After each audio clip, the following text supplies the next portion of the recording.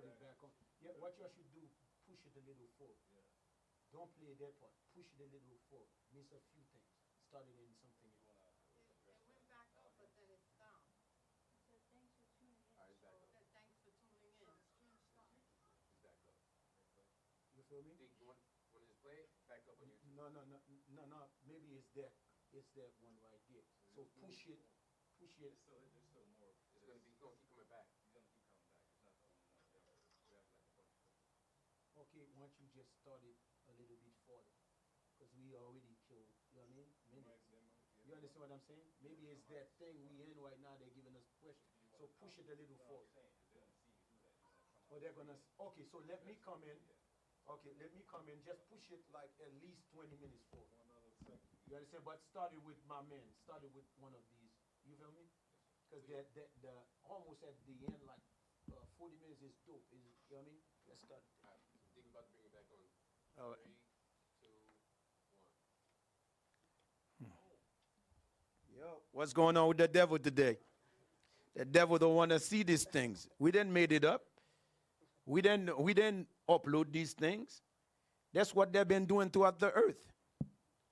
There's some weird stuff. Give me Ecclesiastes 5 and 8 right quick. Because what the white man don't understand, I mean, he think he can set himself as God. He do all type of wicked things in the earth. I don't think he know there's a God. But I want to show him there's a God. This is the book of Ecclesiastes, chapter 5 and verse 8. Come on. If thou seest the oppression of the poor, and violent perverting of judgment, and justice in a province, marvel not at the matter. For he that is higher than the highest regardeth. You see that God see everything, white man. God see everything. You can come out here do all your oppression. You can come out here doing all your deceit. You can come out here doing all type of wickedness. But there's a God that see everything. That's what you don't understand. Yeah. And there be higher than they. You see that? There's a God that's higher than you. He might, give me the scripture I asked you for. Yes. I just asked you for it. You know what I'm talking about, right? Come on. This is the book of Psalms, chapter 50 and verse 20. Let's go. Thou sittest and speakest against thy brother. Thou slanderest thine own mother's son. Okay, that's what they do to us. The blacks and the Spanish, that's what they do to us. They slander us. We ain't no good. We bum, half monkey, half man. They're just all type of wicked thing you can think of the white man name us. Come on. These things hast thou done. These things they had done what? And I kept silence. See, God said he kept silent. Right? Come on. Thou thoughtest that I was altogether such as one as thyself. Because when we just read that, when they say God turns out, because for the sin of our people, you understand, that's what these are oppressions, these afflictions we've been going through. Yeah, it's for our own sins. So the Lord wants the white man to understand that. I mean, even though I let you do what you was doing, I was right there watching the wicked things you have done throughout the earth. Come on. These things hast thou done, and I kept silence. Thou thoughtest that I was altogether such an one as thyself. You see that the white man thought God was just like them, like him. But don't understand that the white man have to understand one thing about God. I mean, God created good and evil. The white man is to play the role of evil throughout the earth. The white man cannot help himself but to do things that is evil throughout the earth. You can cut whatever the hell you want to cut, but at the end of the day, you was born to do wickedness upon this earth. That's what we proving to the people. We didn't upload these things. You did all these things. You did all these wickedness throughout the earth. Our job is to reveal your corruptible behind, your wicked behind. That's our job. Come on. But I will reprove thee. What God said he would do to the white folks? I will reprove thee. I will reprove. God will check you. That's what you see going on throughout the world right now. Everybody don't know what the hell going on. You know what I mean? Nation at war, rumors of war, storm, all type of famine going on. Because where you see war, it brings famine. That's why people don't understand. That's why we keep telling your guys, prepare. Stop Stop sitting in front of these dumb broadcasts. They don't know the hell they're talking about. Because they are part of the system. You understand? As long these wicked system keep going, guess what? You're going to have wicked men set up to do wicked things in this earth. Right. Come on. But I will reprove thee. What God said he would do? I will reprove thee. Come on. And set them in order before thine eyes. Damn it, it's not a damn thing you can do, white man. The Lord said he will set us in order before your eyes. There's not a damn thing you can do. But just take notes. Take notes of the prophet. They're black. They're back. Just write that in your notes. Then we're here to prophesy the destruction of this place. Then that's what's going to happen. Because it's not let's get Jeremiah, man. I like Jeremiah 28. I like that. Yeah, 8, man. Let's bring it out for the people. And we tell you this, we tell you that Hammer Time was going to be hot. They already cut us 2 times already. So I'm telling you, man, this type of environment. You remember I saying that? I think you need to marry your heart. I think you need a little zip to marry your heart. That's how. What you're about to see, the wickedness you're about to see, the white man has done throughout the earth. I think you need a little zip. Like Paul said, you need a little wine. Come on, man. This is the book of Jeremiah, chapter 28 and verse 8. Come on. The prophets that have been before me and before thee of old prophesied both against many countries and against great kingdoms of war and of evil and of pestilence. That's what I want you guys to understand. Our job is to prophesy. Then let the angel do their thing. Did we not prophesy against the French? Did not they bring hell the French? So our job is to bring judgment to this wicked nation toward the earth. Your God gonna pay you back for all the wicked things you've been done secretly in this earth. Our job is to reveal it, to let the people see it. You have not changed, not a bit. Come on, man. So what? No, let's get the Bible. Let's get Sawak 4 in 1. Let me see what you got. Now hold on to Sarah. Give me Psalm 62:10 right quick. I want you guys to understand what's going on in the earth. Because a lot of you're not awake. You understand? That's why you're so fearful the things that's going on in the earth today. You're going to be all right one day. Yes, our job is to reveal how wicked this world really is. Come on. This is the book of Psalms, chapter 62 and verse 10. Come on. Trust not in oppression. What God said? Trust not in oppression. America is a system of oppression. God said for us not to trust in the damn American dream. They're trying to sell this dumb product, the American dream. There is no American dream. There's a system that is wicked. That's what it is, a wicked system that's wild and still, need to be cast down. Thus said the Lord. Don't get mad at me, I'm just only the messenger. Get mad at the man that sent me. Come on. Trust not in oppression. Come on. And become not vain in robbery. You see that? Because when you trust in oppression, guess what? Now you start to steal. You start to rob because you thinking this is these things become norm. You think there's nothing wrong with that. You didn't see the movie that you all remember Scarface? Yeah, you remember. I mean, you thought that was a regular movie. That's just, okay, it's just drugs movie. But you remember all these movies, you remember they're showing you the guy was stealing, he went to Africa, was stealing the artifact in Africa. These are movies that play. You think that's a regular movie? They're showing you how they robbed still the African. Our people in Africa, they're showing you all these movies. We used to clap after them. Now we are awake now. We're like, damn, the white man is not even ashamed of his game. He's so wicked, he's not even ashamed of this game. That's how wicked he is. Come on. Trust not in oppression, and become not vain in robbery.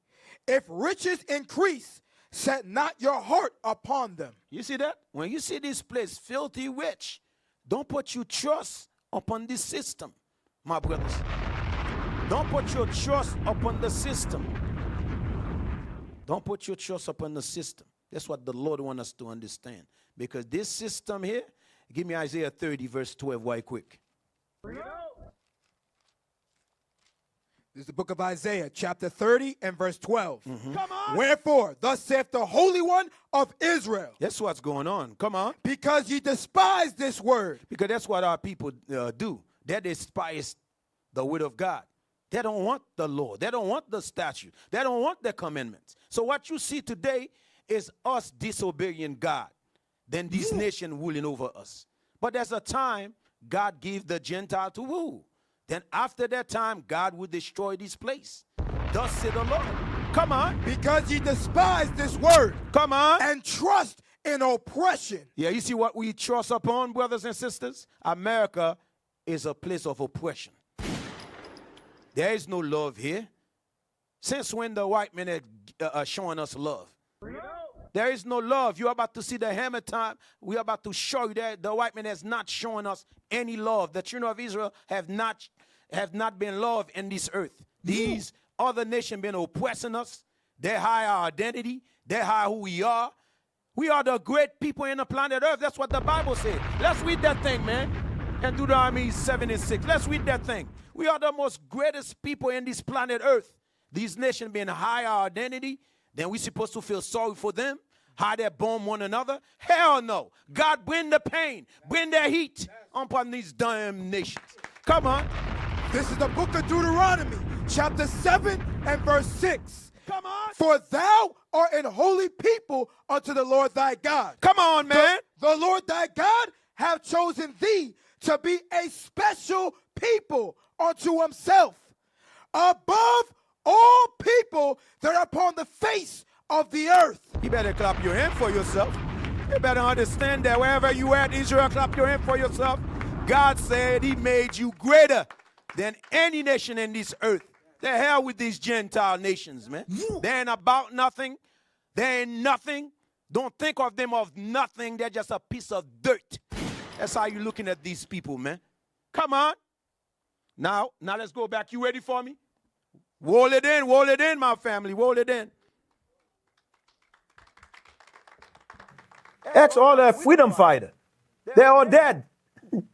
It's been nearly 80 years since hundreds of black West African soldiers who fought for France's freedom against Nazi Germany during World War II were killed in cold blood by their fellow white French officers in Senegal in 1944, in what is known as the Thiago Massacre.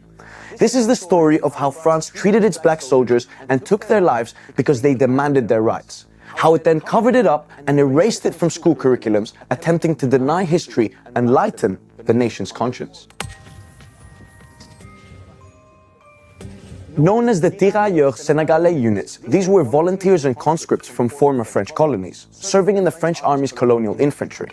Specifically, the soldiers were from Guinea, Mali, Senegal, Burkina Faso, Chad, Benin, Gabon, Ivory Coast, the Central African Republic, and Togo. Those who were killed had all been prisoners of war, held in Nazi Germany's camps during the Second World War. They had been subsequently freed by the Nazis and transferred to a holding facility in Thiaroye on the outskirts of the Senegalese capital, Dakar. The soldiers were upset and demanded equal pay to white soldiers, in addition to their unpaid wages and pensions, and so what was a call for justice was translated by the French as a mutiny. And on the night of November 30th, 1944, white French officers killed their black colleagues held in Thiaroye. The French admit that 35 died, but war veterans say at least 300 black African soldiers were killed. Wow. Hell and death, brother. That's democracy. Wow. Democracy is a system, brother. Just think about it, brothers and sisters. Democracy is a system. That's why we're going to show you guys in these things. You understand? It's always been a system. The system is just like Revelations, 6 and 8 said, death and hell. That's what the system is all about. This place you call America, he have based throughout the planet Earth doing what? Good things, you think? No, he have not done any good things.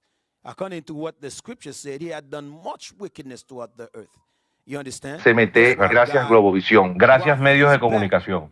You know what I mean? To prophesy this corruption, the whole world we're dealing with. You understand? It's pure corruption. It's pure wickedness in this earth. Our job is to prophesy for God to bring this thing to an end.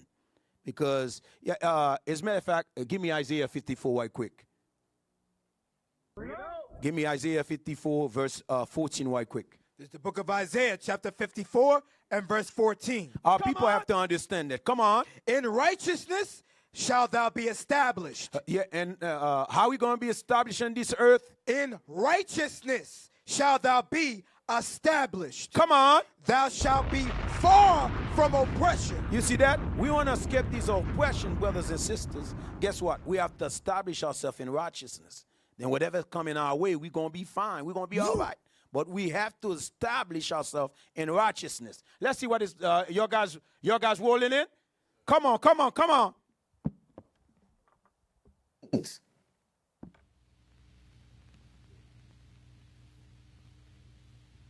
You know, this revolution is filled with so many ironies, really.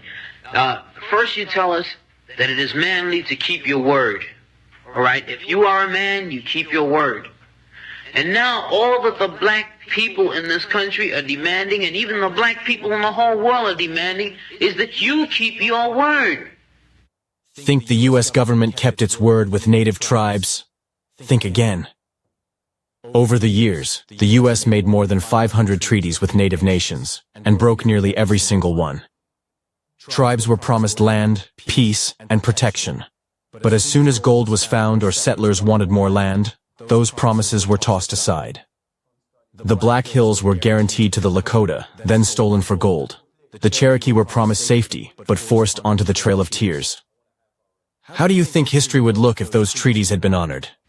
You told us we were free. Well then, show us that we're free. You told us that there is justice, equality for all in this country. Well then, stick to your word. And let us see the justice and equality for all. Or else admit to us that you're not a man, you're a worm, you're afraid of us, you're afraid to give us equal stand. You're afraid that if you give us equal ground, that we will match you and we will override you. And if that's what you're afraid of us, then tell us that just what you're afraid of. But don't keep hiding it from us and holding this up to us, and every time we ask you for something, you give us a little bit of something, and it's all tokenism. We don't want tokenism. And there are most black men in this world that don't want charity. And yet still every time we ask you for something, you give us a little piece, a little piece. You're playing games with us. We're not children. We're big men. I've seen my father have to put up with all kinds of stuff. He was a big man. He raised a family. He went down south, and he had to go around to the back door with his wife. We're not asking for anything. We're not asking for any favors. All we want is what's ours. Now, there are many black veterans who are coming back, and they're mad. They're angry. Do you think that they're going to sit down through this? Our fathers didn't have the knowledge that we had. They sat through it. But there are other black youth that are not going to sit through it. We know about Che. We know about Fannin. We've read the books of our revolution. We've listened to Mao and his quotations. We know where we stand. We're not going to sit for it. We're asking, and if we ask and we don't get, we're prepared to stand up and take it. If I ask a man, I tell a man I am hungry. I tell him I am cold. And I ask him to do something about my condition. And this man holds a loaf of bread right in front of me so I can see it, and I keep asking him, I'm begging him to please give me a slice of the loaf of bread. I am hungry. Then it is known by every psychologist that the next step in the progression is I am going to knock him upside the head and take the bread from him. I'm not going to starve to death. All we're asking, no one wants to see blood. No one likes the smell of blood. No one wants war. Anyone who's been in war doesn't want war. Everyone knows what it is to see the inside of a man's gut hanging out and see your friends die, see relatives die. No one wants to regress back to the state of mind where you have to think it's all for the cause, therefore my mother has to die, my wife has to die, my brothers and sisters have to die. No one wants that. But you're pushing us to it. You're leaving us no choice. We're asking, we're begging. The students up at Columbia, they ask. The brothers down south ask. The brothers in Latin America, the brothers in Africa, they're all asking. All they're doing is asking. Our fathers asked. Our grandfathers asked. The presidents of our universities, our colleges had to go to your back doors to beg that their children be given just enough money so that they could be taught something to live off. And yet still they ask and ask and ask, and you refuse to give them anything. Now, we're just about out of patience. We're not going to ask anymore. The news media says that it's only the young that are militant, only the young that want this and want that. Okay, but we're 40% of the black population now. Or we were a year ago, and still yet we're climbing. Before long we'll be 50%, 55%, and then we'll have the command. We're not going to take it. We're not going to take sitting in rotten parks and in places that just aren't fit for living. We're not going to take it. There's a limit to a man's patience, and everyone knows that God, Christ, heaven, everyone knows that what we're asking is not $1 million. All we're asking for is humanity. We're asking to be allowed to live like human beings. And God, you tell us that this is too much to ask. You're sick. You're definitely sick. How can you tell me that it's too much to ask to be a human being? Yo, Deke, you saw how the young man kept talking about how the treatment of this country toward our people, it just, something is wrong with these people. It's like they sick. You heard him say, they kept saying that they sick. What you think about that, Deke? Man, America not only sick, America is a disease. So our people have to acknowledge that, first of all, because scripture talk about that. Right? Right. Habakkuk chapter 2 and verse 4, it said that his soul is not upright in him, meaning God made him that way. He's really sick. He's not right. You people, you're not a race. You are a virus. You destroy the world. Everything beautiful you poison. You drag us from our homes, you rape our daughters, murder our sons. You crack our spines and do all you can to break our will. You stab us. Then you put the knife in our hand and tell us it's our fault. And if you don't do it yourself, you stand by, close your eyes, and pretend there's nothing wrong. And then you pray to your God, Jesus Christ, to silence our screams so that you can enjoy the happiness that we built for you with our blood. But it's not your fault. It's the only way you know how to be. And the only thing that will change anything is if another virus comes along and does to you what you do to us. And I hope that happens very soon. Our people put all their trust in America. You remember Isaiah 30 verse 2 talk about that. Right. Remember, even though you go to the next chapter, Isaiah 31 verse 1, we have put our hope in this place. Right. That's why our people is confused. They have to turn back to God, keep God's commandments, and learn the right way of life. Because this is not our kingdom. This is the Gentile kingdom. They're going to treat us ruthless. Right. Remember in 2 Thessalonians 2 and 8, it said that the wicked must be revealed. So how do you think that's going to happen, D? It's happening right now as we speak. But think about it, right? The whole world is pushing something. America is pushing something. America is selling something. What you think it is? It's death and hell, bro. That's what they call democracy. Right. Death and destruction. That is the white man's motto. You want to ask me if I love America? The white man says America is a democratic nation. Are you happy with America today? I'm happy with myself, but of course I'm not happy with America today. What is it about the nation, the republic, that disappoints you the most? Is it exercise of equal justice and dignity for all? Is it a failure because you think we're an imperial nation? Is it something else?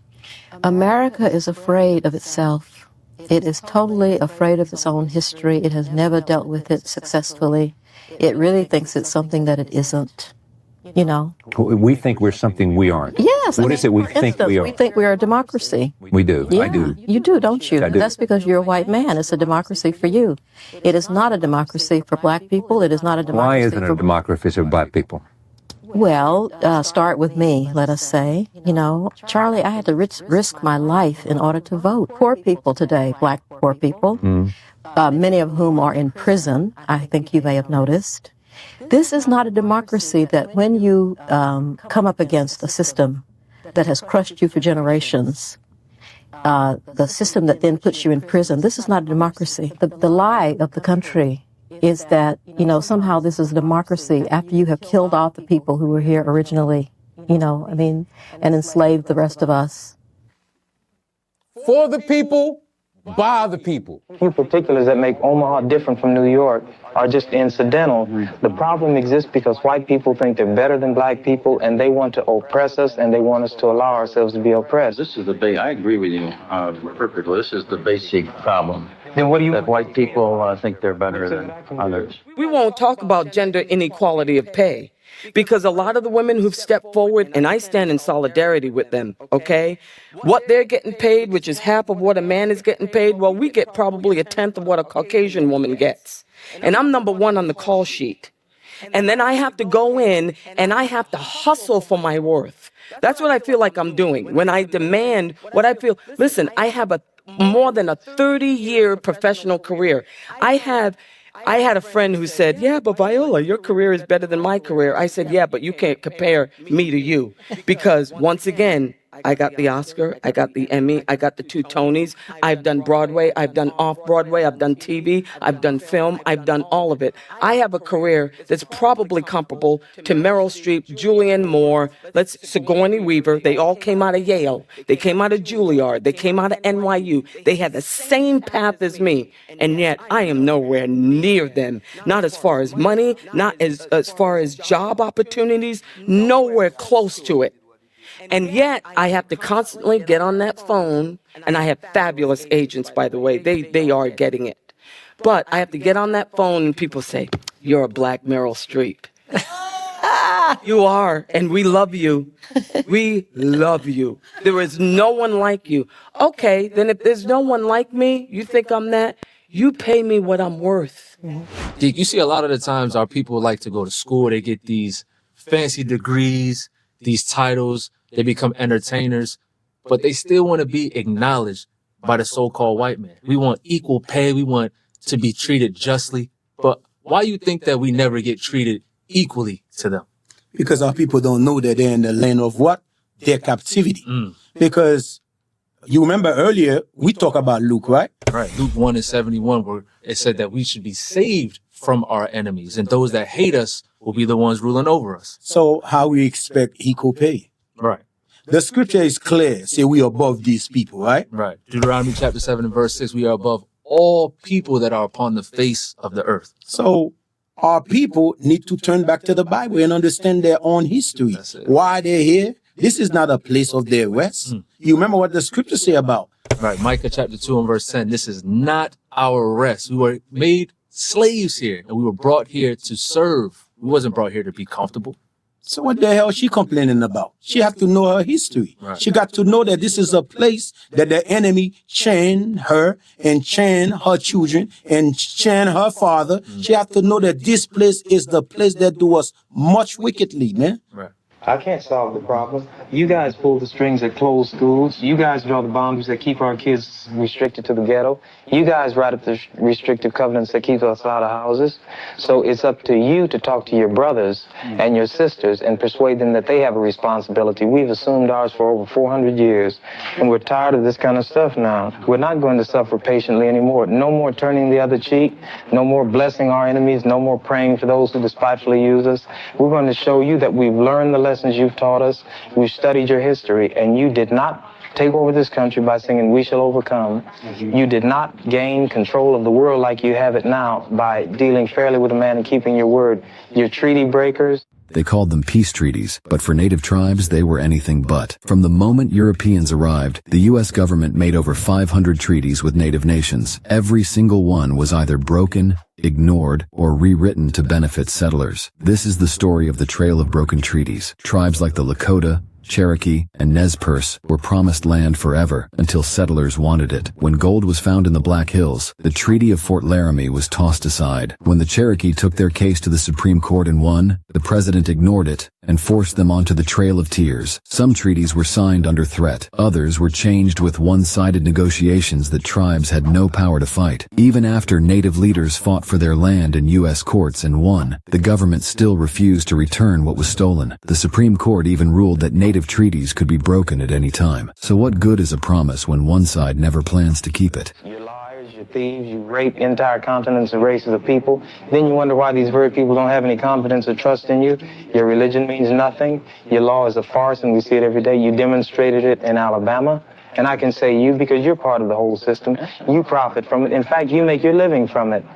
You couldn't walk around and talk to people, stand up in your pulpit on Sunday and preach nice little songs and say, now we're going to give thanks to the Lord for he is good and old Jesus be among us. As far as we're concerned, your Jesus is contaminated, just like everything else you tried to force upon us is contaminated. Well, so you can have him. And here's what I'll say. I wish you would follow Jesus like we followed him. Because if you did that, then we'd be in charge tomorrow. I think the problem is so bad that we can have no understanding at all. You think it's gotten to the point where there can never be that reconciliation? No. You talk about justice, it means one thing to you, and we talk about it means something else to us. And it'll always be that way. And I'd like you to know I have a terrible feeling against preachers because I think you guys are the ones who are largely responsible for the problem in the first place. And you can accept it or not any way you choose. And for you, this may be an excursion, you know, across the line. The person that wants to listen, I genuinely feel that I want to listen. Well, if you listen and try to do something, you get kicked out of your church. See, that's the way your people are. But when the hell has America ever been for the true Jews? The South today is really not much different than the rest of the country, but the Old South, that's another story and what the Rosewood Massacre is all about. 60 years ago, Rosewood in North Florida was a thriving little community of about 200 people, almost all of them black. Early in January 1923, some 1,000 whites came to town, and when they left about a week later, Rosewood had been burned to the ground. No one knows for sure how many people were killed there. The figures might be as high as 40. For 60 years, the story of Rosewood remained secret and was only uncovered recently by Florida newspaperman Gary Moore, who is writing a book on the massacre at Rosewood. Minnie Lee Langley never even told her family. I didn't want them to know that I was scouting through the woods to stay out there all night long. Out in that cold and all that stuff. I didn't run for your life? Run trying to save my life. I didn't want them to know just how I come along, you know, through all of this and what the white folks had did to us. Because I thought it was really mean. What they did to us was mean and did it without a cause. Did he bring democracy to the natives? Was it democratic to put us in chains? Getting bull whipped? Whippings were very common, and that was a legacy of slavery. These men, and one thing you notice is that when these Ku Klux whip people, they know how to whip people. They know what kinds of tree branch to use to get whatever effect that they want. You have to remember that whipping can be deadly, particularly in this era where you don't have the antibiotics. You get an infection. A couple of weeks later, out of in terrible agony, you die, you know, from just the open wounds caused by these whippings. It's very important to understand that in lynching an individual, their goal was to intimidate the whole mass. That is what terrorism is. And to a very large extent, they succeeded, because while slavery was abolished, the complete subordination of African Americans continued. Unable to vote, unable to get decent jobs, unable to have education, unable to have health care. It was a very successful campaign by a small terrorist organization.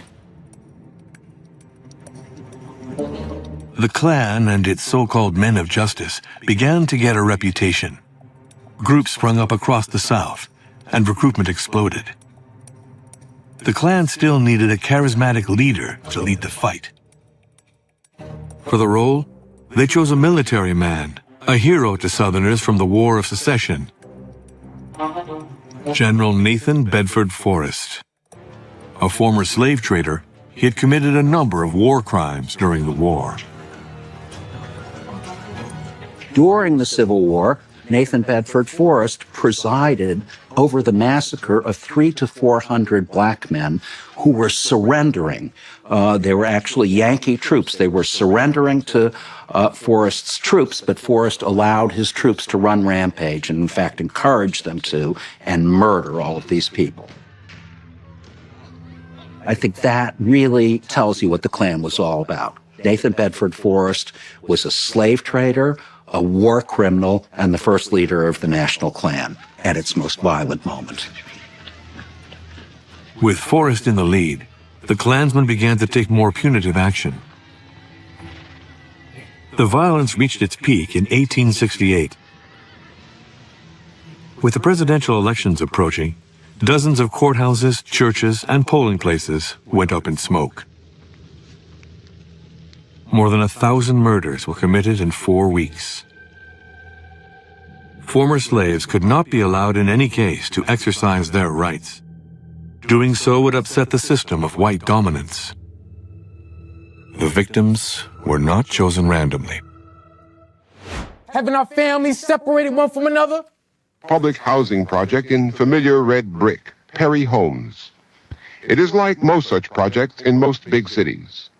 And cemented into the red brick are a series of public policies that work against the children of the poor. Because housing for the poor is scarce, the 1,100 apartments hold not the officially registered 6,000, but with unofficial residents, relatives, and friends, more like 8,000. Because mothers travel up to 4 hours a day to work in downtown office buildings or suburban homes, their children are left to care for each other or for themselves, and drug abuse is rampant.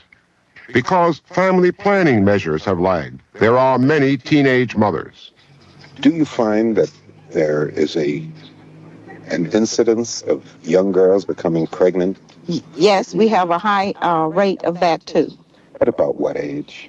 Well, I used to say age 14, but I'm thinking I'm having to back up and say age 12. Because the poor are shortchanged on education, it may take 2 years to get testing for a child with learning problems. And the Perry Homes schools have reading levels among the lowest in the city. Because Perry Homes was planned on a minimum budget, there are few places for children to play. Because of the same kind of planning, Perry Homes has no doctor, no dentist, no pharmacy. Nearby there is a well baby clinic, but no sick baby clinic. And the sick must travel 12 miles to wait for attention at Grady Memorial Hospital. And partly because of the general rule that welfare is cut off if there is a man in the house, fathers are often driven away so that mother and children can eat. 85% of the head of household is a woman, because most of the men who should be in the household, they cannot make a decent living. And of course it is better to know that a child will be fed 12 months out of the year than 3 months, which during the summer when construction work you can make a decent living. The man in the house rule was written to prevent welfare cheating, to make sure that aid to families with dependent children would go only to families headed by mothers. But the effect of the man in the house rule is to create for children an atmosphere of investigation and surveillance. And thus, the welfare system in its operation turns out to be a system to make life harder for children. the welfare system helps the disintegration of the American family.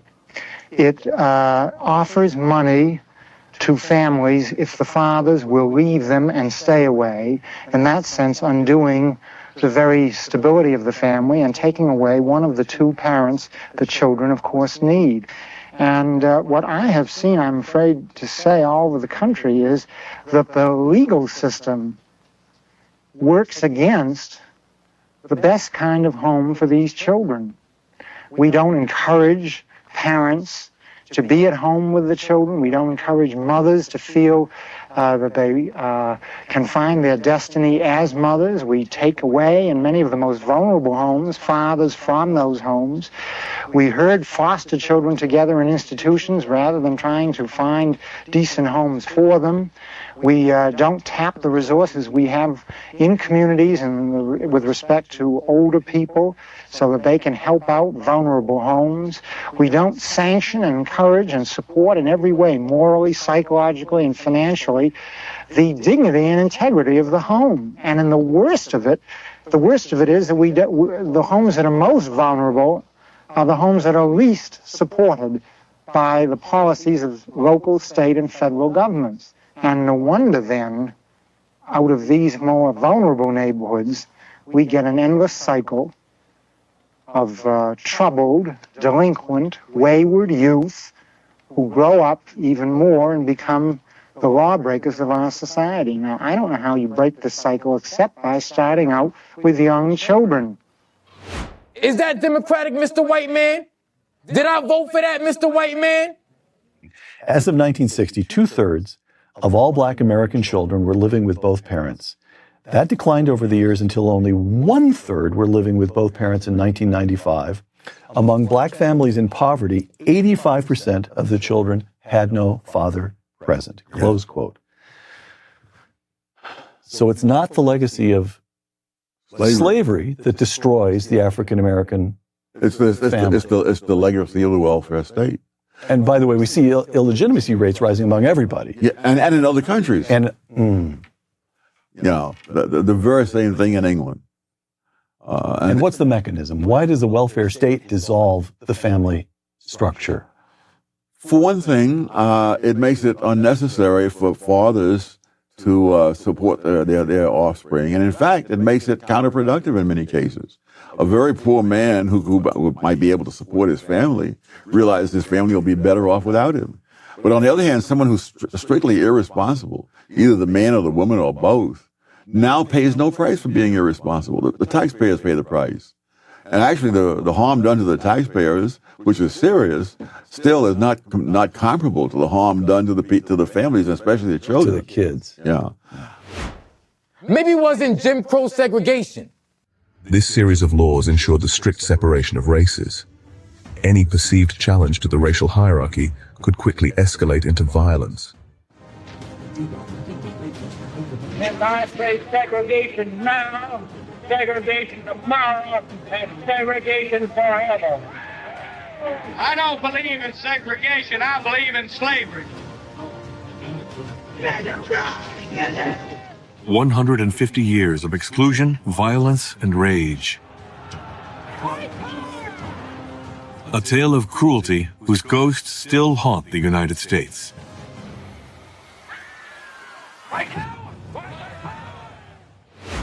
Having our mothers and daughters getting hosed down in the streets.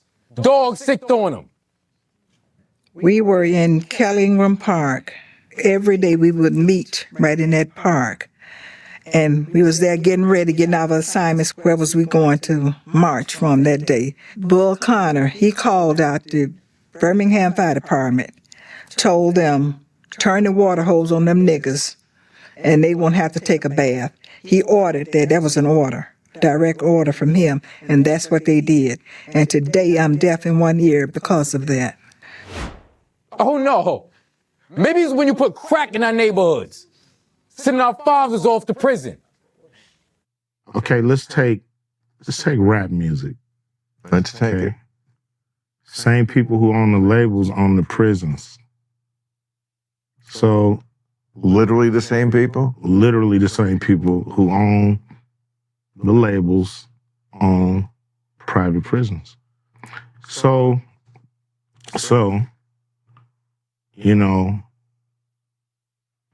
it seems really kind of suspicious, if you want to say that word, that, you know, the records that come out are really geared to push people towards that prison industry. But they didn't make you write those lyrics. It's not about making somebody write the lyrics. It's about being there as guardrails to make sure certain songs make it through and certain songs don't. Certain flavors are exposed on the record. You know, some records are made by committee, meaning record company guys sit around and tell the artists, this is hot, say that, do this. We're going to have this guy write the lyrics. We're going to have that. So the narrative is really kind of, you know, structured and really made into what the record company want the record to be, and what the, you know, a lot of artists are frustrated with this kind of music making. You know, a lot of people, you know, feel like they're being controlled by the label. This is how they do it. Telling you what songs to sing, what hooks to do, what songs, you know, you can do your song, that's fine. That's an album cut. But you wanna, the single is what we all say is the single. So you have, you know, the record company pushing the narrative, you know, and you know, so this to me is in somewhat, you know, some social engineering going on here to make sure those prisons stay full. Having our mothers addicted to crack. Was that democratic against the white man? No. America has never been democratic. It's never been for the children of God. In addition to the creeping fear of communism, white supremacists were also worried about returning African-American GIs.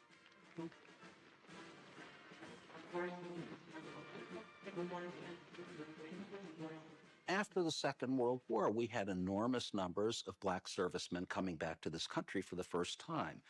And they had seen in Europe, particularly in France, but in many countries, that they were treated completely different. They were treated as if they were actually people. Plus, they had, for the first time, borne arms. They had been given weapons. And many of them had shot white people. So people came back, African Americans came back to the United States with a completely changed sensibility about who they were. I fought for my country. I fought against racism, against anti-Semitism. Why can't I be a full citizen like everyone else? Much effort had been expended within the United States on the part of African-American intellectuals, African-American journalists, African-American organizers, and institutional heads to say, you can't fight a war against repression and reaction abroad and not address repression and reaction at home. There needs to be two victories, the victory against fascism and the victory against racism in the United States. Faced with such old-fashioned discrimination, African Americans protested to exercise their rights. Many veterans refused to give up their seats in public transportation. There were more and more incidents.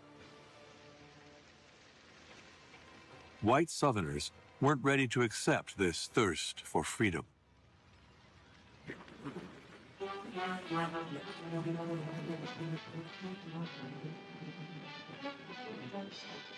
The Ku Klux Klan returns to the South. Complete with traditional white hoods, the sheet shortage notwithstanding, about 700 Klansmen prepare for the first meeting to be photographed since 1941.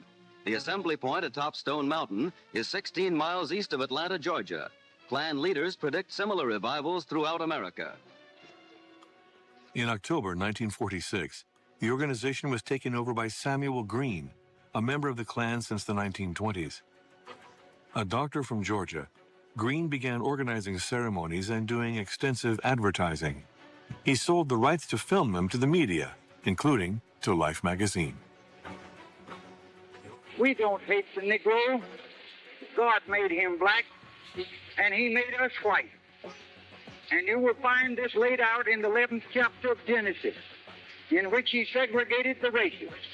And we, knowing that for 5,000 years the white man has been the supreme race, we, the Knights of the Ku Klux Klan, intend to keep it the white race.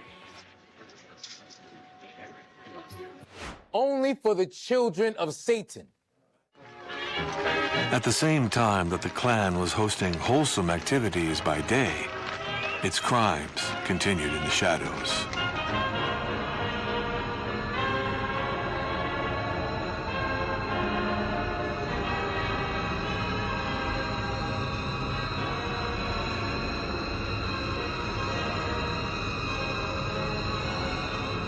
Lynchings of African Americans became more common. The federal government turned a blind eye.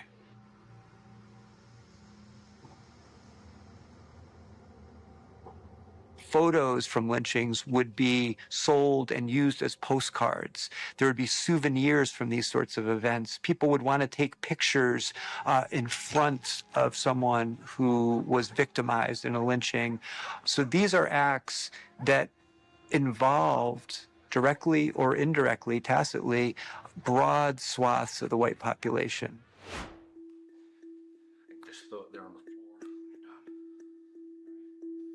My former name is Joseph Moore. I was a confidential informant for the FBI's Joint Terrorism Task Force from 2007 to 2017. If the KKK had a target, it would be me. For a period spanning 10 years, Joe Moore, a married father of 3, lived a secret double life as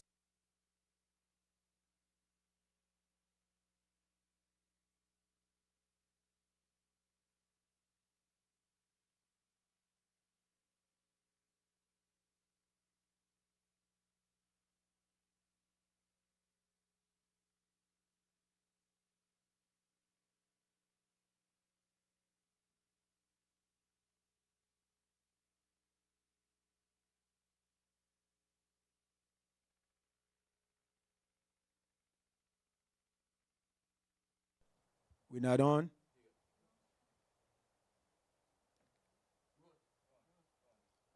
Can the devil give us a break?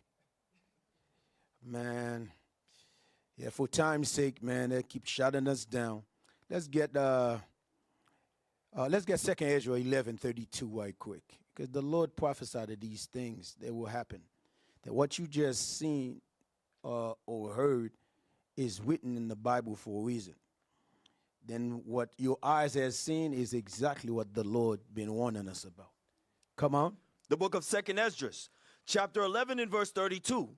But his head put the whole earth in fear, and bear rule in it over all those that dwelt upon the earth with much oppression.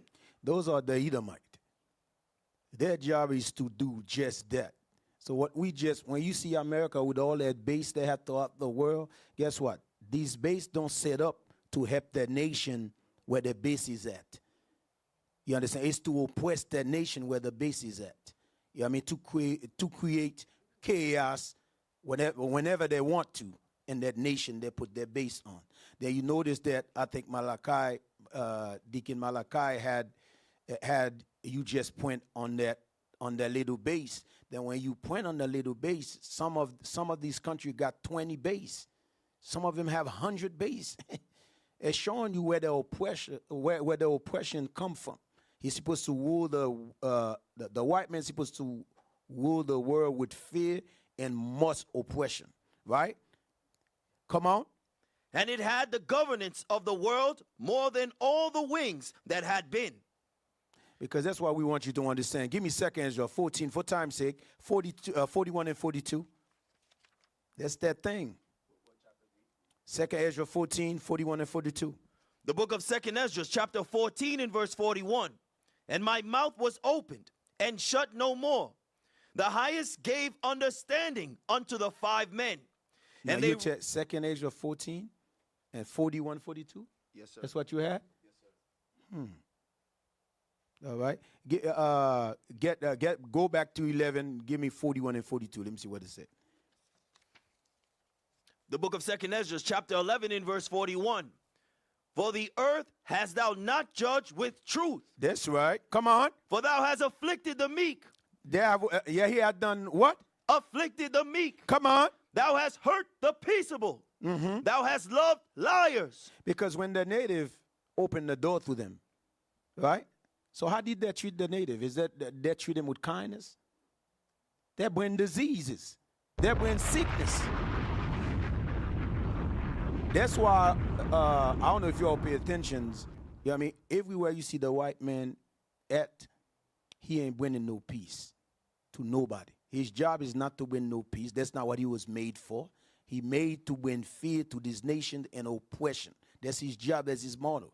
Yeah. And then guess what? Wherever you see the white man, you're going to see death and hell. He follow that. You know what I mean? That two spirit follow him. That's why now when you looking at Gaza, he love blood. Now he want to attack Iran because he love blood. That's that spirit. That's their character. You understand? They love blood. That's what scripture say. Blood shall follow thee. You see what they're doing toward the earth? They love blood. So the same way they love blood, God gonna put hell on these people, man. But I want you guys to, a lot of times, what we don't understand is this, right? Give me, that's it on that. Did you read that 42? For thou hast afflicted the meek. Mm-hmm. Thou hast hurt the peaceable. Mm-hmm. Thou hast loved liars and destroyed the dwellings of them that brought forth fruit, and hast cast down the walls of such as did thee no harm. We just see that. We just see that. 500 treaty. None of them was kept. Then when we came along, guess what? Unjust after unjust, co-op after corruption. The white man has not been a good citizen in this earth. He need to be cast out of this earth. That's what Christ is coming to do. That's right. You have to understand that. All right? Give me Proverbs 26 and 25 right quick for time's sake. Because Fix Your Fix is next. Make sure you tune in. But if you, what we're going to do, we're going to upload the whole Hammer Time so you can watch it in your free time. That thing is hot. Why you think they keep shutting us down? Come on. The book of Proverbs, chapter 26 and verse 25. Come on. When he speaketh fair, believe him not. That, you see, when they're white men, you understand? The scripture say when he's speaking fair, come on. Believe him not. Believe him not. Come on. For there are 7 abominations in his heart. His spirit just ain't right. He just ain't right, brother. He just ain't right. Give me Obadiah, man. Went back Obadiah for a minute. The vision of Obadiah. Yes, give me that picture with all that Edomite. They ain't hiding no more. We know exactly where they're at. Yeah, give me all that. Now, give me Obadiah, start at verse 1. You're going to jump to 6. You see, all that Edomite, they're using this as a symbol. So you know exactly who they are in this earth. These are so-called white men. They are red men, according to the Bible. Genesis 25:25, they are red. They ain't not damn white. Come on. The book of Obadiah, verse 1. The vision of Obadiah. Thus saith the Lord concerning Edom. Come on. We have heard a rumor from the Lord, and an ambassador is set among the heathen. Arise ye, and let us rise up against her in battle. Come on. Behold. Where you at? That was verse 1. Okay, all right. Now jump to 6. Verse 6. How are the things of Esau searched out? So we're looking at Obadiah is, the Lord showed Obadiah in a vision what kind of man Esau going to be, right? So in these last days now, we got eyes and ears, we may see. Obadiah going to reveal something to us where we can understand what's going on. Come on. How are his hidden things sought up? Okay, his hidden things sought up. Come on. All the men of thy confederacy have brought thee even to the border. The men that were at peace with thee. As a matter of fact, hold on. Jump to 4 first, then we're gonna jump to 6. Jump to 4. Verse 4.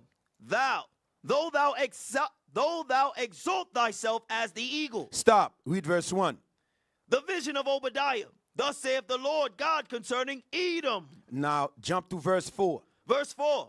Though thou exalt thyself as the eagle. So Edom gonna exalt itself as an eagle. He gonna use eagle as his symbol, right? White man, we know who you are. We can find you now. We can read now. Come on. And though thou set thy nest among the stars. So when did they do that? 1948 around that time, right? What was that, 1949 or 48 around this time, right? So you remember, what did they do? What did that do? They're landing where? No, that's not the part that I wanted. Read it again one more time. Though thou exalt thyself as the eagle. So they exalt themselves as an eagle. You got to read about the eagle mentality. The eagle like to go high, all the way up, right? So what's the reason he go all the way up? So he can look down, right? He can see everything, right? So what is the white man go up for? You think he just went up, just stay up? Nah, he creates satellite. You understand? Then he went to the moon, set up shop. You understand? So that's why when he's saying, and the scripture said, he said he is God. Guess what? Who can see everywhere but God? So him set himself above this. He watching everything that moving. Come on. And though thou set thy nest among the stars. Because that's where they're satellite. Come on. Thence will I bring thee down. God said, no matter what technology, no matter what things you think you are, I will bring you down. Come on. Saith the Lord. Thus say who? Saith the Lord. So when you see, because right now we can see on TV, we can see the satellite, we can see them landing the moon, we see all these things happening. So the destruction of the white men began when they landed the moon.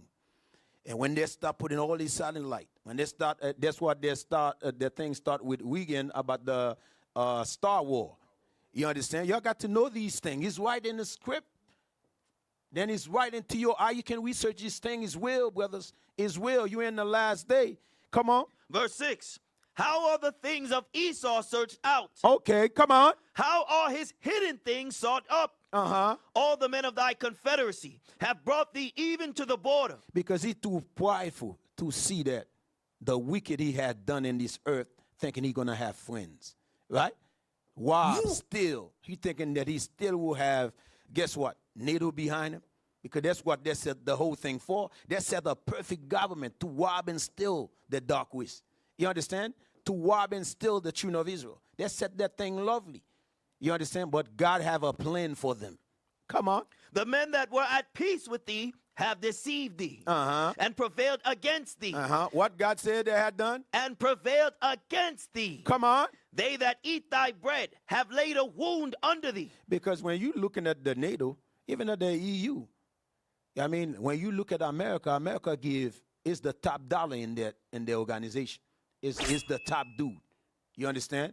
That's why you notice Trump, how Trump be talking like the boss. He's the boss. Come on. There is none understanding in him. Because what about to happen, the Lord not gonna allow them to see nothing. It's just gonna happen. But for time's sake, give me Isaiah 47. This is what Christ's going to do to this place. We want you guys to understand. That's why it's very important, man. And these last days, we start taking our life very seriously. Because we see these things happening. Rumors of wars. Wars are happening. Famine is happening. Rob and steal is happening. Throughout the earth, the white man hide himself. Now the Lord is revealing them, who they really are. They are death and hell. That's what they bring throughout the planet earth. Death and hell. Come on. The book of Isaiah, chapter 47 in verse 1. Come down and sit in the dust. Yeah, because they're the superpower. So Isaiah revealing something to us. Prophet Isaiah say what? Come down and sit in the dust. Come on. O virgin daughter of Babylon. Y'all know that, right? And Psalm 137, when you have a chance, check it out. Come on. Sit on the ground. There is no throne. Because when they say daughters of Babylon, you understand? Then in Psalm, David showing this to us. Who are the daughters of Babylon? These are the children of Edom. So-called white men today. Come on. Red men. Come on. There is no throne. There is no what? There is no throne, O daughter of the Chaldees. Come on. For thou shalt no more be called tender and delicate. See, because when you're looking at this earth, America go throughout the world, create chaos, right? But there you go. When you looking at him, guess what? After he create chaos in your country, then you come here, you thinking it's better life here. But you was living a better life in your own country. Come on. Take the millstones and grind meal. Uncover thy locks. You see, the Lord gonna reveal that man for who he is, the son of the damn devil. Come on. Make bare the leg. All right. Uncover the thigh. Because he's playing his democracy like he's the good guy. That's why he's democracy throughout the world like he's the good guy. He coming to help. But when you look at democracy, he been pushing throughout the earth. Show me a place where democracy work. But I can show you what democracy is. Hell and death throughout the world the white men win. Come on. Pass over the rivers. Thy nakedness shall be uncovered. What God said? Thy nakedness shall be uncovered. The white man gonna be revealed for really who he is. The sons of the devil. Come on. Yea, thy shame shall be seen. Uh-huh. I will take vengeance. What Christ said? I will take vengeance and will not meet thee as a man. Because when Christ meet him as a man, you remember in Rome, what that did to Christ? That killed him. So he said, this time I will not meet you as a man. I'm going to meet you as a God that I am. I'm going to quench you. I'm going to destroy you for destroying the earth. The white man thinking that he can do all type of wicked things on the earth, there is no judgment. But let me tell you today, man, today we learning in the script. Come on. As for our Redeemer, the Lord of hosts is his name, the Holy One of Israel. You have to believe in that, family. Our deliverance is Christ, the Holy One of the children of Israel. You have to believe in that. That's the only man that can bring this system down. That's how powerful the system really is. Christ said, I will not meet you as a man. I will meet you as a God that I am. Then I'm going to destroy everything you had made here. This is war. And when you're looking at the earth, I don't know if you all guys paying attention, right? There used to be a time where you can talk. There was a conversation about snow season. Now, what snow? You understand what snow you going to talk about? Now, there used to be a time you can talk about something. What summer are you talking about? The earth is moving fast, brothers and sisters. You can see it. It's time for you to stop playing game. It's time for you to pick up, to pick up yourself. And also big up yourself. Those of you who doing a lot of works, you understand? Clap your hand for yourself. But guess what? We need each other in these last days. We see these things is happening on the TV. We seeing it. Fake news, good news. But guess what our news is, family? This is our news. The Bible. Let's keep our eyes in it. Let's keep our eyes in it. Come on, where you at? Now jump to that Isaiah 66:16. This is how Christ going to deal with America. The book of Isaiah, chapter 66 and verse 16. Let's go. For by fire. By what? For by fire. By what? By fire. Because that's what the prophecy is. At Noah's time, Noah faced the flood.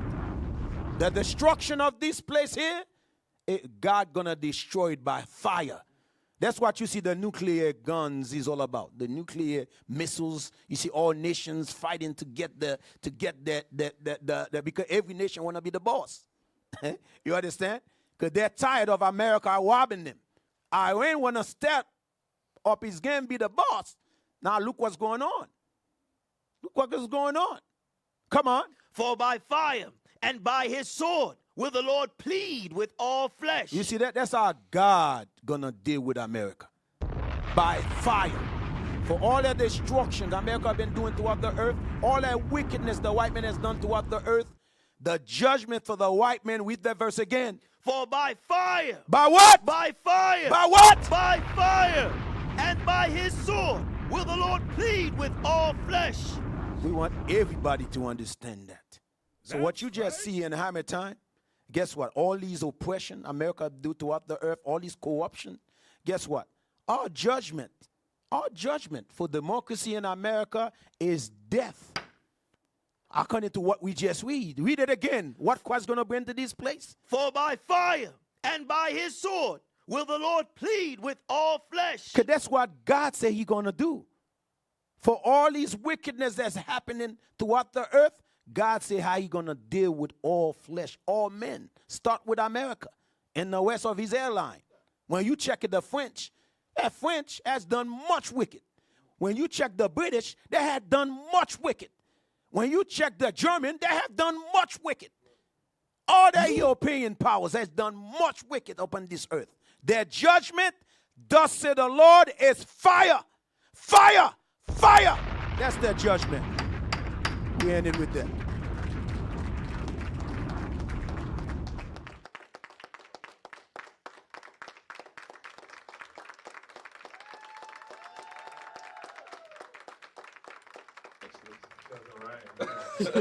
Damn.